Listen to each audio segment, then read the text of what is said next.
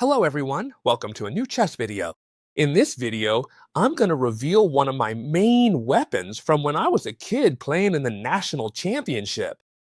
This weapon allowed me to win so many games and so many tournaments, okay? We're talking about, first, the Italian opening, okay? A very well-known opening, this one right here. Knight f3, knight c6, bishop c4. But it's not the Italian opening itself that I'm going to explain, it's an attack plan we always had. In the Italian opening that has worked for me so many times, and as I always say, it's an ace up my sleeve to use when I don't know what to play. Alright, so let's look at it with all the options, and let's start by seeing what happens if they play knight f6 first. Actually, we're going to use this plan no matter what they do against us in the Italian. They could also play bishop c5 first, or even d6, but you'll see that the plan is very, very simple. They play bishop c5, they play knight f6, we're going to play d3. If they play knight f6, even more reason. Why? Because they're directly attacking this pawn right here. So first, what do we do? d3, defending this pawn. And besides, we've developed our two pieces. Now we can easily develop the others since we've also moved this pawn. Very well. Whatever they do, we castle, okay? And now normally they'll castle, play d6. The order doesn't really matter to us, because what we want is to first develop this knight via c3. Notice this isn't standard theory anymore. Standard theory would probably be playing c3, right? Or even bishop b3, huh? But we're going to play knight c3. This, among amateurs, is going to work great for you. Why? Because these types of setups, right? And now d6, it's the kind of setup that's always played at the amateur level. Super easy Italians, developing the knights toward the center. And all that. I'm sure you've come across this on many occasions. All right, here we're going to play the key move. Remember this move well. It's the key move of the whole attack. We're going to make the move bishop g5. What this move does is pin this knight, okay? What are we threatening now? Logically, we're threatening this knight jump. Knight d5, putting spectacular pressure on the knight on f6. See? Here, they probably have to double their pawns no matter what they do. Whether they move this bishop or this pawn, because we just capture here, and then they'd have to double pawns. They couldn't capture with the queen because we have the knight. So here, what are we threatening? We are threatening knight d5. That's why the good move here is quickly h6 to kick this bishop and put it to the test. However, we're not afraid of that at all, since we can retreat it to this square here, and it really does the same job from here as from there. And you'll say, chess teacher, but here they can play g5, something super useful and super popular, where they force you to retreat the bishop. Look, if they play this h6 and g5 plan against you, they've already lost the game. That's right, they've already lost the game, and I'm going to explain why. We're simply going to capture this pawn with the knight. Why are you sacrificing the knight, chess teacher? Well, here. It's very common to sacrifice two pawns for the knight, since now there's no way to stop this threat. Notice that the pawns that could kick out the bishop no longer exist. Besides, this king is completely exposed. And pay attention, because I'm going to show you how to win this, because it's super simple. Now, what do they have to do? Well, it's very easy. There's only one move that seems to save them, right? Imagine that here they don't see the threat and they play, for example, work it. We've already lost. Why? Because after knight d5, we're going to capture this knight totally for free. There's no way to save themselves. Notice that this knight is pinned. You see it, right? So here, if they make any random move like rook e8, we would simply win the game. There's only one move you must keep in mind, one move you must memorize, and that's bishop e6. Notice that it seems like I've made many moves, but this plan will always work, and you'll always do it the same way, okay? Give me a big thumbs up, okay? If you like these kinds of videos, please. If you like this video and it reaches, watch out. If this video reaches 400 likes, I know that's a lot, I'll also do a super good, super winning plan for the Ruy Lopez, which I also have a spectacular one for. As good or better than this one? Well, I'd say on par, okay? I know it's not many likes, but as I always tell you, we're not the biggest channel, but we are the most loyal channel, where there are few followers, but we are high quality. Pay attention. The only move that saves the knight entry here is bishop e6. What do you have to do? Very easy. We put the knight back in no matter what. The threat is the same, and now once again they only have one move that saves them. That's the good thing about this system, okay? What move saves them? Well, logically, the only one is to play bishop takes. Why?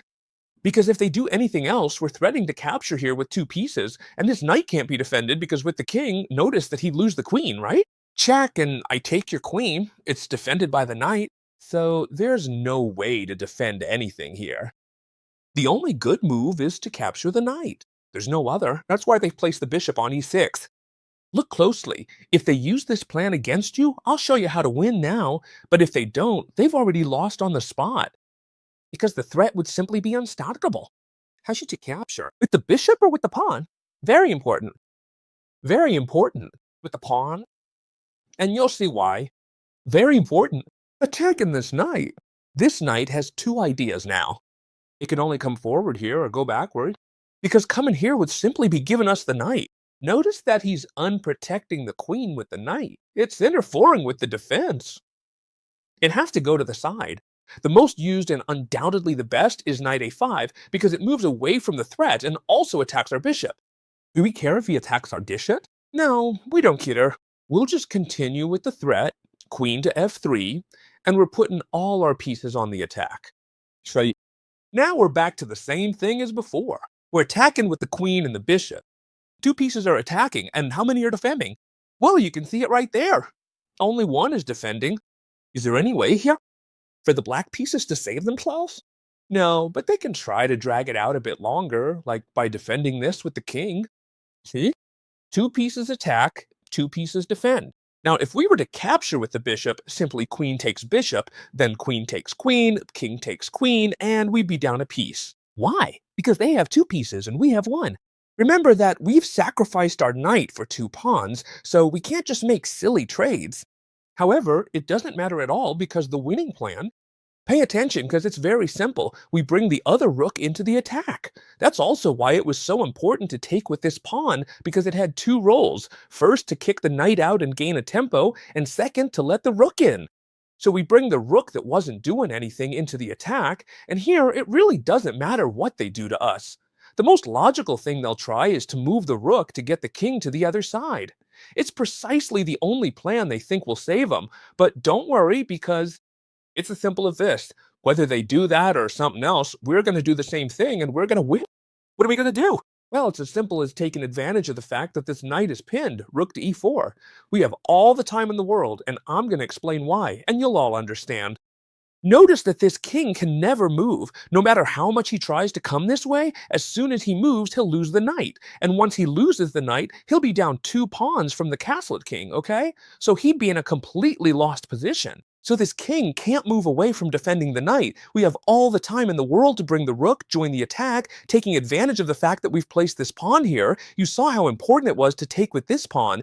And also, it looks like this rook is under attack, but it's not, because we have the bishop, as I told you, pinning this knight. What can they try to do? Let's see, it really doesn't matter to us. They can't do anything. For example, they could bring the queen over here just to say something, right? And then we simply move the rook into the attack. They can't capture either for the same reason. And now we really are threatening too many things. If at any point they capture here, sometimes you don't even need to capture back. Maybe if they'd done it earlier, yes, it wouldn't matter either way. But in this case, look closely, we could simply take here with a check and we'd win the queen. Right? Why? Because they can't take here, since we're given a double check with the bishop and the rook. So they'd have to move the king, and then we'd capture. We'd capture here.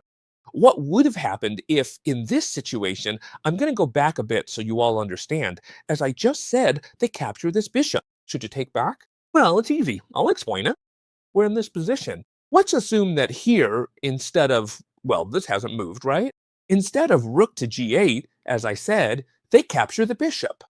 So now, well, it's our turn to do this. They capture your bishop here. Should we capture? Of course. In this case, we definitely should capture, because we don't have a direct attack. Pay close attention. In this video, I'm trying to explain how you should react no matter what they do. That's why this video is so comprehensive, alright? In this case, since we don't have a direct attack, yes, we recapture this knight, okay? And they don't have any other counterplay, because, look, They're in the same boat. They'll never be able to move the king or the queen away from defending the knight. Why? Because they would lose the piece. And no matter what they do, as always, they're going to lose the game. This bishop won't be able to come and defend the knight in any way because its path is blocked. A super important detail, and now you're really going to fall in love with this attack. I'm sure of it. Look closely. Knight f3, knight c6, bishop c4, Italian opening. Earlier we saw knight f6, but I told you it didn't matter. For example, bishop c5 is the other main variation of the response against the Italian. So we play d3.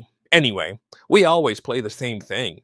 Castling, okay. Castling, for example, or d6, it doesn't matter because we're going to play knight c3 and we usually reach this position. The order doesn't matter. Almost all amateurs end up in this position right here. And I told you the key move here was pinning the knight with the bishop.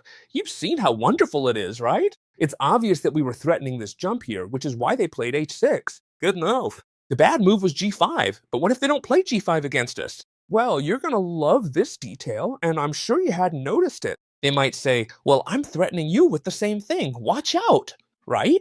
I'm threatening exactly the same thing, and this happens a lot among amateurs. What's the slight difference? That the plan actually works for us. Careful, we can play here. They'll say, well, I'll do the same thing, right? We actually can play g4. Wait, chess teacher, why can't we? Because they can never take here since this knight is pinned and they'd lose the queen. It's even happened to me many times where they don't even realize and capture this pawn thinking they have a winning attack and they simply, lose the queen. Meaning here, we actually could play g4. So what happens here? Which move is the mistake? The wrong move is this one right here, because we just come here, and when they move, we can play g4. Now, many of you will say, well, they're not forced to capture here, they just move here. And now, how do we continue? Well, whether they've done this or not, our plan remains the same. Look how simple. Notice I've complicated it a bit now so you can see it, okay? But what do? The same thing again. And you tell me, how do you save yourself from this double knight jump? The truth is, there's no way to save yourself. Now, they can try to do anything, but our advantage is just too great. For example, let's assume a move like, I don't know, they can't really do anything anyway. I'll assume this one, right? Which poses some kind of problem for this bishop. In this case, it would even be a total loss because we'd have the move b4, which puts on a lot of pressure.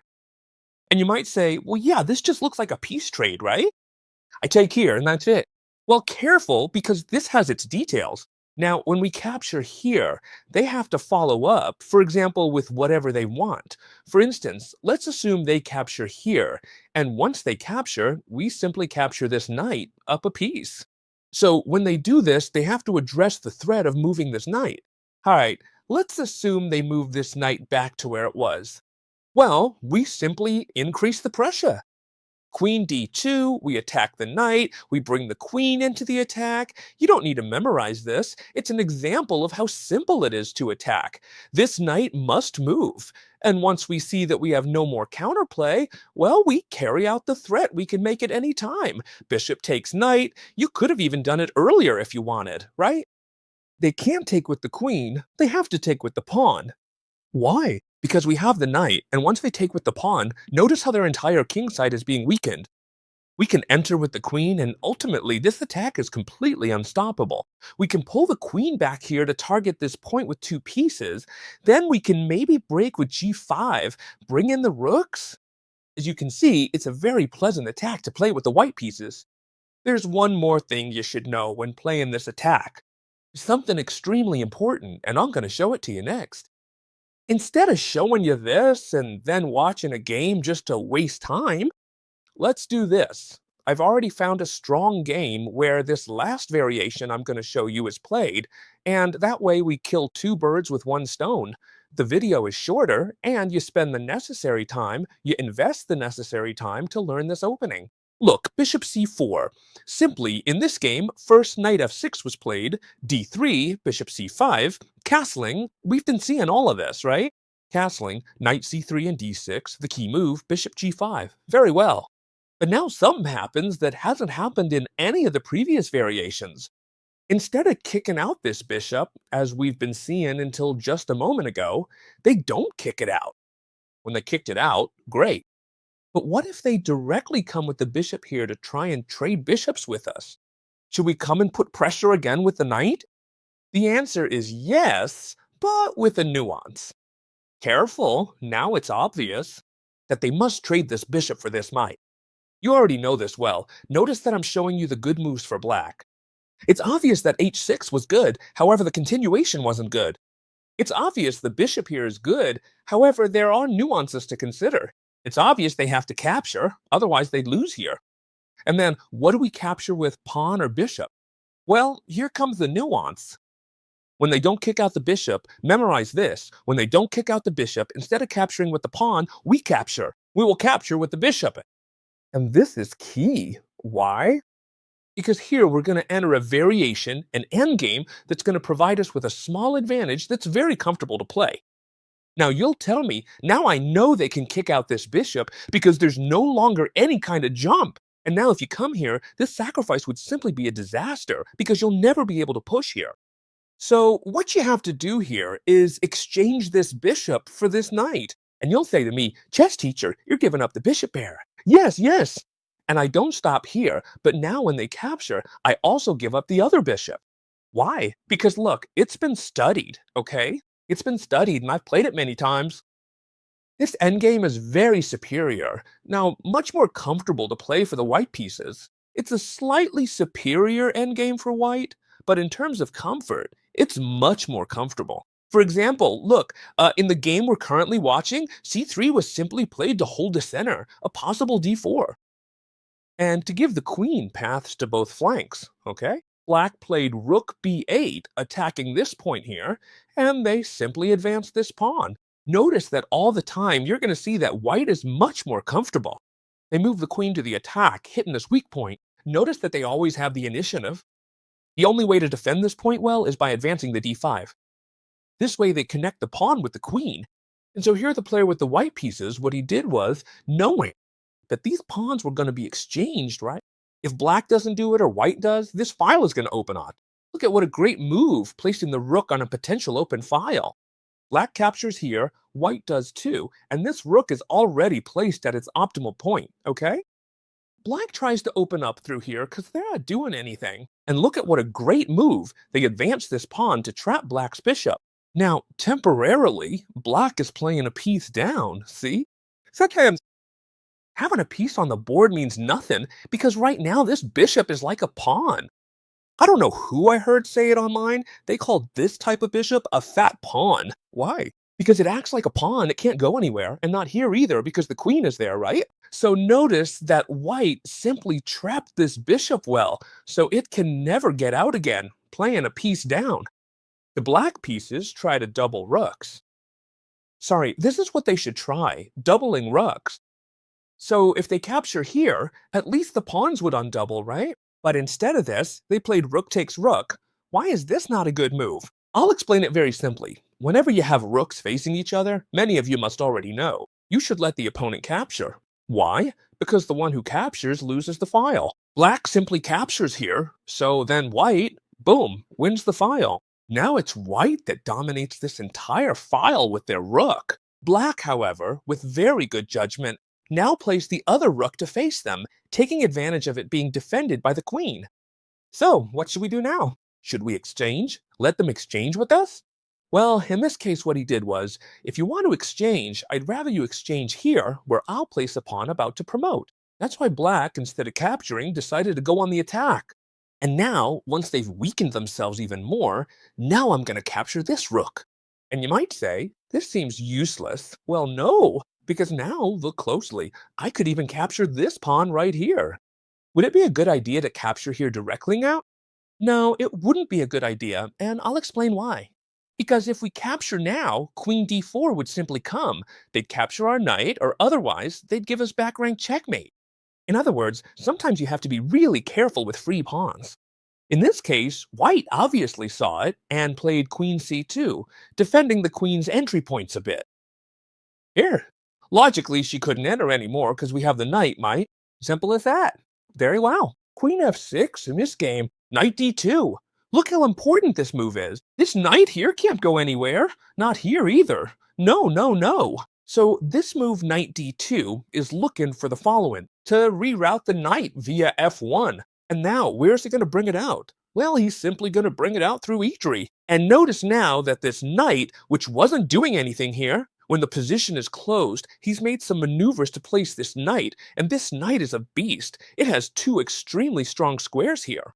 Look closely. Now the king wanted to come over here, but he would have lost the game to a check, and we take the queen. That's why the king comes forward. Even so, white brings in the knight with a lot of force.